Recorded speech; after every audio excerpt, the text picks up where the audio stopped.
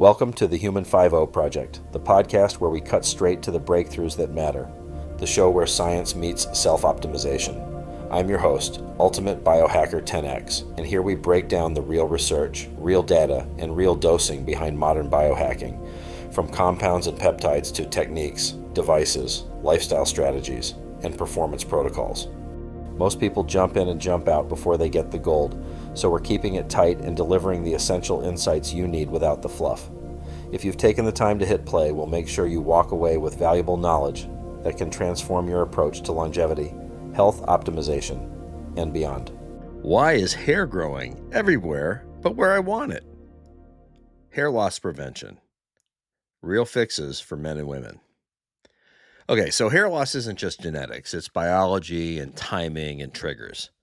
For men, it's usually a DHT-driven pattern story. For women, it's often diffuse thinning with hormones, nutrient status, stress, and cycle shifts all in the mix. Tonight, we're building a real prevention plan. Supplements that actually make sense, topicals, laser, microneedling, scalp environment, and lifestyle levers. And what changes depending on whether you're male or female. Let's lock in.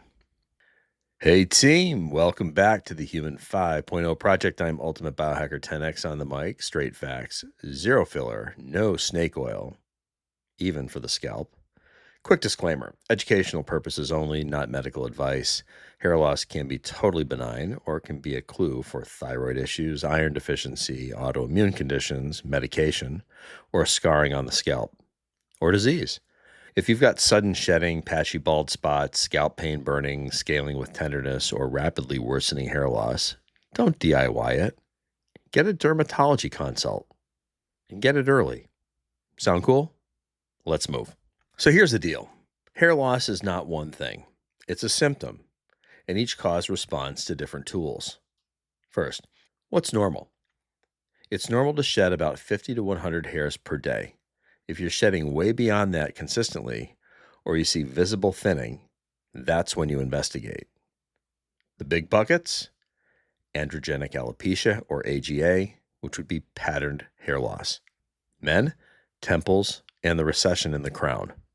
Women, widening part, diffuse thinning, often with the frontal hairline mostly preserved. This is the classic genetics and follicle sensitivity to androgen story. Second, telogen effluvium, or TE, shedding after a trigger. Illness, major stress, postpartum, rapid weight loss, under-eating, certain medications. It's diffuse and often dramatic, but frequently reversible once the trigger is corrected. 3. Alopecia areata, autoimmune and patchy. Sudden circles or patches. This is a medical lane. 4. Traction and damage.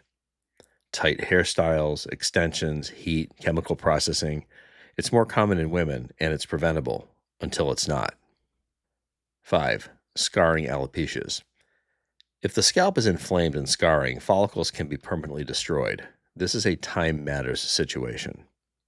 Rule number 1, if you treat the wrong type, you lose time, and hair loss is a time game. Okay, men versus women. Let's make this simple. Men, more often a DHT pattern story, but not always. Starts earlier, pattern is obvious, progression is predictable, early intervention is high reward. Women, often diffuse thinning, multiple contributors. Women frequently have AGA plus something else. Low iron stores, especially with heavy menstrual cycle, thyroid shifts, postpartum hormone swings, PCOS or hyperandrogen patterns, perimenopause and menopausal changes, chronic stress, and underfueling. Translation: men often need a strong follicle plan. Women often need a strong follicle plan plus labs and trigger control. Okay, topicals and procedures. Topicals are the cornerstone. If we're talking androgenic hair loss, male or female, topical minoxidil is the workhorse. It's one of the few consistent evidence-based tools that helps a meaningful number of people if you stay consistent long enough. And here's the clarity line. Topical minoxidil is first line for AGA in both sexes. Many men use 5% formulations. Women may use 2% or 5% depending on tolerability and clinician guidance. Starting lower can reduce irritation. Reality check. Results are slow. think 3 to 6 months. And some people see an early shed as follicles shift phases. That can be normal, so don't panic quit. Next, low-level laser light therapy, or LLLT. LLLT is the best low-drama add-on. Studies show improvements in hair density and thickness in male and female pattern hair loss with a generally favorable safety profile. But it's not magic, it's compounding, and consistency wins. Personally, I've used a high-intensity laser cap. It took 4 to 6 months for me to start seeing new hair growth. My understanding is that it's a 12-month plus process and you want to keep doing it. And the basis behind this has to do with changing the vascular supply to the hair follicles, which are dormant. So how about the next one, microneedling as an add-on? Microneedling is the signal amplifier. When paired with topical therapy, evidence suggests it can outperform topicals alone, likely through wound healing signaling and improved delivery. Important, this is technique sensitive. If your scalp is inflamed, infected, or angry, don't be punching holes in it. Get the scalp calm first. And if you're unsure, professional guidance is smarter than guesswork. Next, shampoos and scalp environment. This is an underrated layer. Your scalp is the soil. If it's inflamed, flaky, or you've got dermatitis, follicles don't thrive. Adjuncts like ketoconazole-based shampoos are commonly used to support scalp health in AGA routines. Not a standalone cure, more like scalp hygiene for follicles. Next, the prescription lane.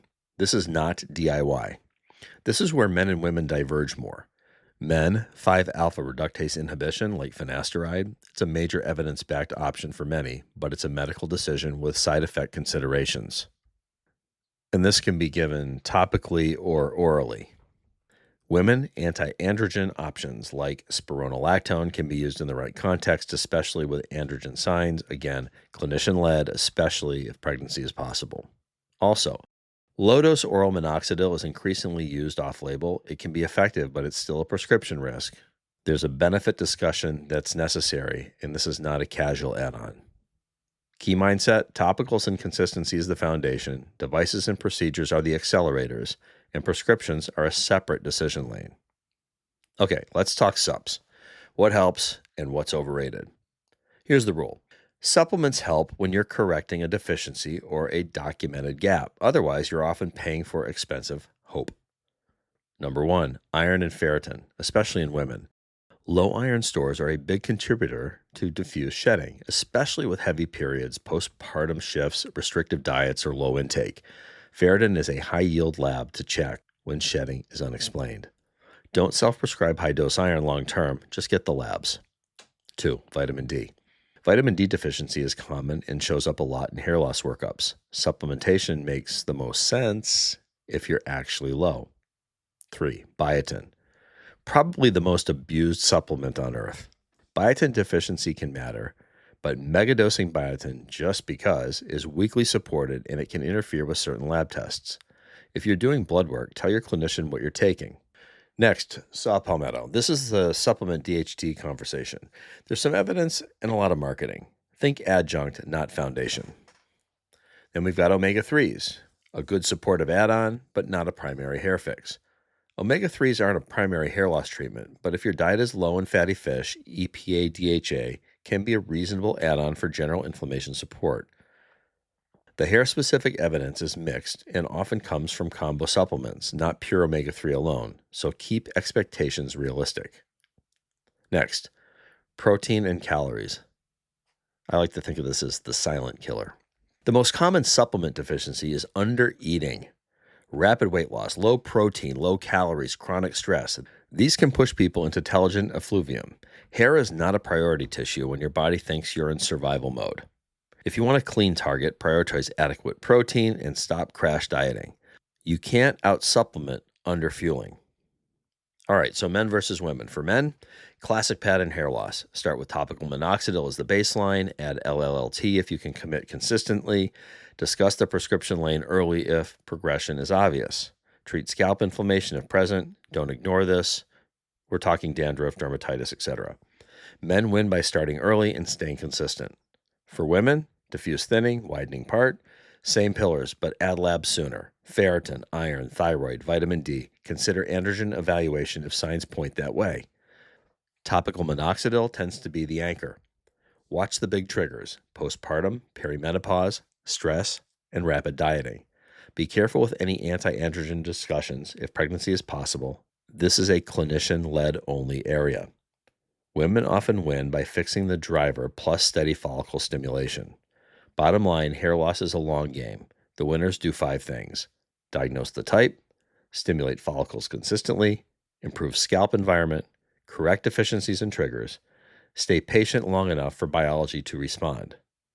Men, often a pattern and DHT story. Women, often a mixed cause story that rewards lab-driven clarity. Now, based on what I've heard in conferences and just kind of hitting the pavement with medical professionals, there is a growing consensus that blood supply to the follicles is a major player here. And if we can improve this, the dormant follicles would grow hair again.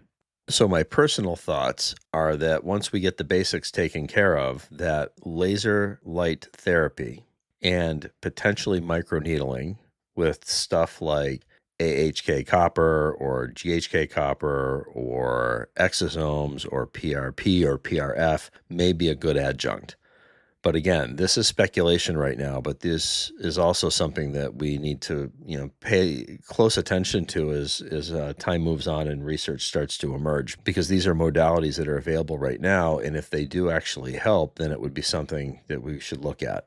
Remember what I said, starting early and identifying this early is really the biggest, most important thing. So we don't want to play a lot of guesswork. We want to try to identify the cause and then get right on it. This might be in our 20s. It could be in our 30s. Certainly, we don't want to be playing catch up when we get older. So smash subscribe, stay sharp, stay skeptical, and stay hairy, at least in the places you want to be. I'm out. Thanks for listening to the Human 5.0 Project. If you found value in today's episode, share it with someone who's ready to elevate their biology. Make sure to follow the show for weekly deep dives into peptides, protocols, devices, lifestyle strategies, and the science of high-performance longevity. Until next time, stay curious, stay optimized, and stay 10x.